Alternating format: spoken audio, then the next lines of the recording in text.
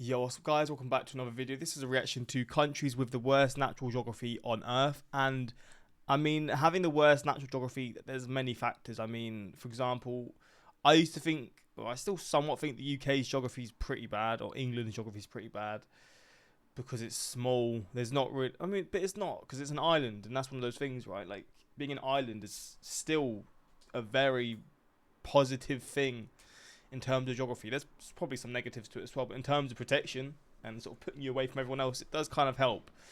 And yeah, in terms of countries with the worst geography, I mean places maybe like Mongolia, because there's so like few people in such a big area. I'm assuming there's reasons for that in terms of the geography and the land that's there, and maybe it's mountainous or whatever. I feel like mountainous areas will be seen as having worse natural geography because it's just less land to really be able to build on and things like that. But we're going to see. Hopefully going to enjoy. Links also in the description to my Patreon, where you can see reactions that I can't post to YouTube. And yeah, let's check this out. The geography of our planet is truly unique. As far as we are aware, there are no other planets like it. Oceans, mountains, forests, living organisms, and arable land. Earth could be a 1 in a trillion planet. According to the United Nations, there are 195 countries in total. 193 recognised and 2 non-member observer states. Some countries have, well, let's say, better geography than others. If you are a flat, landlocked small country, chances are you will never become a global This video is very quiet. superpower. So in this video, we've got some of the most disadvantaged countries in the world based on their natural geography. If I was just to say 3 countries that will be in this list: Mongolia,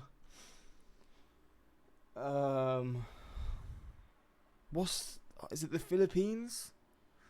There's one of those countries in the South Asia, Southern Asia, that's like loads of islands together. Philippines, or is it Malaysia?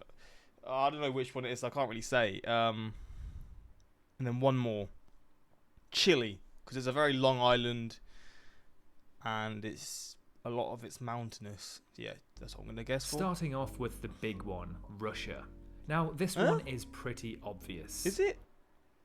Worst natural geography for Russia? I mean, it's big, some of it's cold, but also it's got a lot of oil and gas and all these kinds of things as well. Russia is by far the largest country on the planet, and by a country mile. This does play in its favour, however, as it has the territory rights to more of Earth than anyone else. It can also claim all of the resources that are within its given borders. But being a country of this size does come with drawbacks. It borders 14 other countries by land, 2 of which have nuclear weapons. Being a country of this size means you have more land to protect. Let's say theoretically Japan decided to attack Russia from its east. It would have to mobilize its entire army from around the country to protect its eastern border, which is not an easy job given the amount of heavy, bulky armoured vehicles Russia has. And despite Russia being by far the world's largest country, it doesn't have the greatest access to the world's oceans. This prevents it from becoming a global maritime superpower. The Black Sea, which Crimea sits in, is also surrounded by NATO and EU countries. Due to Russia's freezing cold climate during many months of the year, it only has access to 2 warm water ports. A warm water port, by the way, is a port that does not freeze or contain ice. To compound this problem with Russia's ports is that in order to protect naval power, Russia must pass through waters controlled by NATO or NATO-aligned nations. And finally, there is a region outside of Russia that seriously hurts Russia. It is the Great European Plain. Quite simply, to the west of Russia is their biggest enemy, Europe and NATO. This region of Eastern Europe is predominantly flat, making it an easy target for a land invasion. If Putin had one geographical wish, it would likely be to give Ukraine a Himalayan-style mountain range. Okay. Indonesia. Indonesia is not a solid chunk of land like the US, Canada, India. See, it's Indonesia that I was thinking of. God damn it, I didn't even mention Indonesia. Fuck. China or Australia. It is an archipelago, and by far the largest of its kind. Even today, we are unsure of just how many islands belong to Indonesia. There are roughly 17,000 in total, of which 6,000 are inhabited. This means that for many of the population, waterways are their only source of transport, which are nowhere near as efficient as road or rail networks.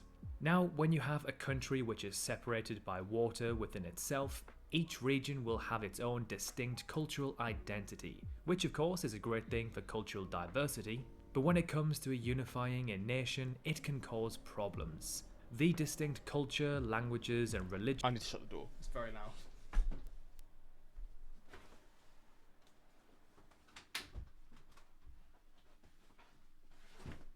I didn't mean the door, I meant the window. I mean I had to shut the window. Hopefully you weren't hearing that outside, but I was hearing it, so maybe you were. Alright. Regions can cause separatist movements, which aren't desirable for a central government. God damn. The most populous part of the country is Java, an island which by size would be the 13th largest 13th largest island? God damn. in the world. Java holds the capital of Jakarta, which is the largest city in the country, and in fact, one of the largest cities on Earth by urban Wait, I've got to see this population. list again. These populations are wild. So New York's here, but then New York, New Jersey, Connecticut, I think that is. And then it's just a lot of these other cities. God damn, man. Such big population centres. Largest cities on Earth by urban population. Java sits in a seismically active zone, meaning it is prone to earthquakes and volcanic eruptions, which of course pose a huge threat to human life and infrastructure. Overcrowding and sinking due to rising sea levels in Jakarta has now forced the Indonesian government to build a new capital city in Borneo. Nepal. Oh, wow. Nepal is landlocked by India to the south and China. Actually, yeah, this is one that I probably wouldn't have guessed, but now I think about it, it definitely is, because a lot of it's mountainous as well. I mean, a lot of it's in the Himalayas, I think, or is it just the border? To the north, aka Nepal is surrounded by the world's two largest countries, both nuclear-armed rivals with tense relations. Nepal relies on India for its maritime access, as it provides the shortest route. It needs India to supply almost all of its fuel like oil and coal. Nepal is essentially being held hostage by India. Nepal is a completely landlocked country. It is 800 kilometers long and only 250 kilometers wide at the widest point. It has a very picturesque landscape ranging from 59 meters to 8,848 meters, with 90 peaks over 7,000 meters tall. Damn. Chile. Chile is a country on the southwestern part of South America and is sandwiched between the Pacific Ocean and the Andes mountain range. It is one of the most earthquake-prone regions on Earth. Now, most obviously, Chile's geography, or should I say shape, is truly unique and quite bizarre. It is one of the longest countries on Earth, stretching for more than 4,000 kilometers. And yet, at its widest point, is only 350 kilometers, with the average being just 177 kilometers, which, for reference, is about the same distance as London to Bristol as the crow flies. Much of the northern part of the country is covered by the Atacama Desert. This means the country is covered on all sides. I didn't know there was a desert in Chile. Flipping, that's another one. So there's the mountain ranges, there's the deserts. By either the desert, mountains, or the Pacific Ocean, making it really hard for the country to trade. In spite of all these disadvantages, Chile is actually the most prosperous and one of the most stable countries in South America. Damn. In some, this is part due to its isolation from other unstable countries on the continent. Uzbekistan. Yeah, I guess it does make sense. Uzbekistan's geography, well, sucks. Let us explain why. It is one of the two double landlocked countries in the world. This means it is a landlocked country whose neighbours are also landlocked. Wow. In order to and they're landlocked by countries like China, Russia, India, Pakistan, Africa. God damn, they are right in this. That is wild. Reach open sea, it has to cross at least two international borders. 80% of its area comprises of deserts, and the remaining areas are mostly mountains. It has a very limited source of water, and the country is in an earthquake zone. Jeez. Its climate also makes life difficult for its people. The average temperature in summer can be 40 degrees Celsius. However, in winter, it is more like -2 to -40 degrees Celsius. And to be honest, this isn't just limited to Uzbekistan. Pretty much all or most of the Stan countries in Central Asia face the same issue. It is a difficult place to live in terms of geography, and its former owner Russia sits just north of them. And with Putin's invasion of Ukraine, these countries should be watching cautiously. Jesus. Poland. Poland? What? Poland is dead centre in the European continent. I wasn't expecting This that. is kind of an advantage, as it means that Poles can travel quite easily to other countries as well as trade. However, this is what made it so easy for other nations, such as France, Russia, Sweden and Germany, to invade Poland throughout history. It is largely flat, hence why it has no natural defence that can repel foreign invaders. For this reason, Nazi Germany was able to steamroll its way through the country. Poland also sits between the two most powerful military alliances in the world, Russia and NATO. But aren't they part of NATO? If there is ever a conflict between the two, So Poland will be directly in the crossfire again. this part of Russia always fascinates me. Like, how many people actually live in how do you say it? Kaliningrad? Or is it just Kaliningrad? I mean, it looks like it's just Kaliningrad, but I swear you say Kaliningrad. I don't know. But, well, yeah, what is the population? It's such a fascinating area how it's part of Russia, but it's obviously so far from it. Poland will be directly in the crossfire again. It is also kind of landlocked in a practical sense. Yes, it has coasts on the Baltic Sea, but it doesn't have sovereign access to them. The Danish Strait is a choke point controlled by Denmark and Sweden. As Poland is a continental country, it experiences a huge variation in temperatures. Mongolia.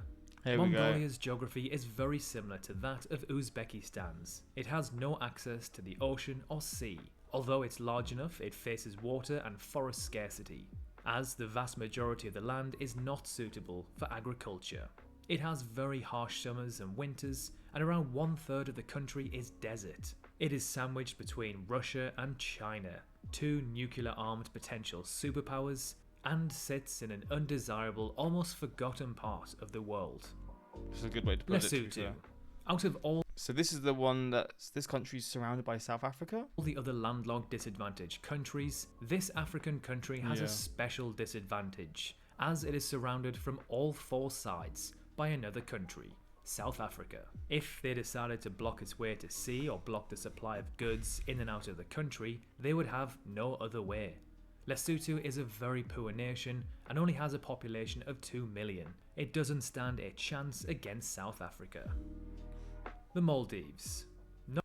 I mean, yeah, this is probably it, but then at the same time, this is why it's such a desirable place to go to, right? Not only is being landlocked a disadvantage, sometimes being in the ocean or sea can be dangerous. Yeah, I mean, to be fair, this is a place that you'd be staying on holiday. It looks very like if there's a natural disaster, you're screwed completely. The country of the Maldives, composed of hundreds of islands which lie in the southwest of the Indian shores and the Indian Ocean, it is completely out in the open ocean, meaning it is an easy target for an invader. As beautiful as the Maldives is, it is one of the lowest lying countries in the world, with an average height of just 1.5 meters above sea level. The Jeez. UN Environmental Panel has warned that if the rise in water levels continues at the current rates, the Maldives will be uninhabited by 2100. Bangladesh. See, Bangladesh is a place that gets flooded a lot, right? I think I've heard about that. It gets flooded loads because it's a lot of the areas like lower than the lower than the average seawater sort of level. So yeah, it gets flooded badly. Though Bangladesh is a rather small country by land size, in fact the 94th largest, it is one of the most populous countries in the world. Bangladesh is sitting on a time bomb of natural disaster. The possibility of an 8-inch rise in the sea level in the Bay of Bengal by 2030 would devastate more than 10 million people. The partial melting of Greenland ice alone over the course of the 21st century could inundate more than half of Bangladesh. It is the most likely spot on the planet for the greatest humanitarian catastrophe. While the worldwide population growth rate continues to drop, the population rate of Bangladesh is only increasing. The eastern part of the country receives tremendous rainfall. The Ganga River enters from the northwest after travelling through half of India in its most polluted form. On the other hand, the northernmost districts of the country suffers severe droughts due to illegal deforestation. Talk about absolute contrast. One end gets too much water, the other end doesn't get enough. The Ganges is causing massive soil erosion, which is another major problem. So, the size of the land is decreasing and the population is increasing.